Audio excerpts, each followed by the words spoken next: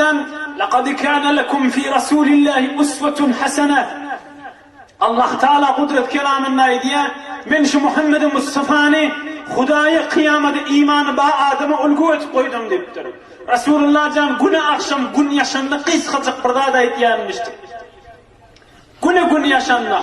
Allahümme hâve ikbâlu leylike ve idbâru nehârike ve asvâtu duâtike fagfir lana. Hudaya günlüğün gitti, inne akşamın geldi. Manasını öyle. Hudaya günlüğün gitti, inne akşamın geldi ve asvatu duatike, inne karanlık giyicilerin içinde bay bay seni çağırıp Hudaya onda deyip okuyunca karanlığın içinde dinanasının haberi yok, oğul gidenin haberi yok, dost yanının haberi yok. Halvatta karanlıkta Hudaya bay seni çağıran bulurdu. Hudaya ben de şunun şimdi günahımı geçtiyip Resulullah sallallahu aleyhi ve sellem gün yaşanlaşıp münacat ettiyenmiştik. İnemin kıyıska çıktığını öyle. Allahümme hâve ikbâlu leylike ve idbâru nehârike ve asvâtu duâtike fagfir lana. Hudaya giyeceğin gelli. Günlüğün gitti. İnne karanlığın içinde bay seni çağırıp dua edelim olur.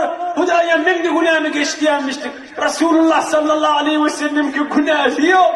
Allah Teala onu masum saklattır. Pek Allah Teala onu günahlardan saklattır. O duanı Resulullah'dan ediyenmiştik. Ey cavan dostlar, ikimiz de ders olsun diye. Bir ikimiz akşam film özlep yatmar yana. Bir direkt bir günah batır özlep yatmar yana. Özümüzün ruhumuzu dargıtmar yana. Özümüzün ferhengimizi dargıtmar yana. Özümüzün gözümüzü cismimizi zaylamar yana. Özümüzü dünyamız ahiretimiz bivat etmer yana. Pek Allah Teala'nın hoşluğu yani dünya ahiret günün mektiğini bile ders vermeden süreyim.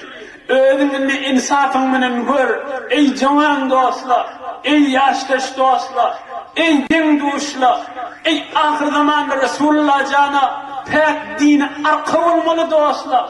Bir adam film özlep yatanla barşı anırda bir necis film biçtik. Yönü bir insanın şehveti bir cavan oğlan ya bir cavan kıyır gelinin kovuriyanlardım işte. Şehvetle hazan şeytan taraftan fikir etsem.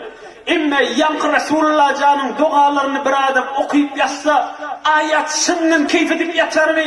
Ya şol bidiriklatları haramladı insanın imanına, insanın cismine, insanın ferhengine, insanın ahzabına, insanın ruhuna ve revanına, insanın terbiyetine, insanın dünya ahiretine verir yerlerdi gözleyip yatsa keyfeder mi? Ya inki yankıyana pek Allah Teala'nı yada sarıp gönünüp kudreti yeti, mülkiyeti olan Allah Teala'nı yada sarıp yatsa keyfeder mi?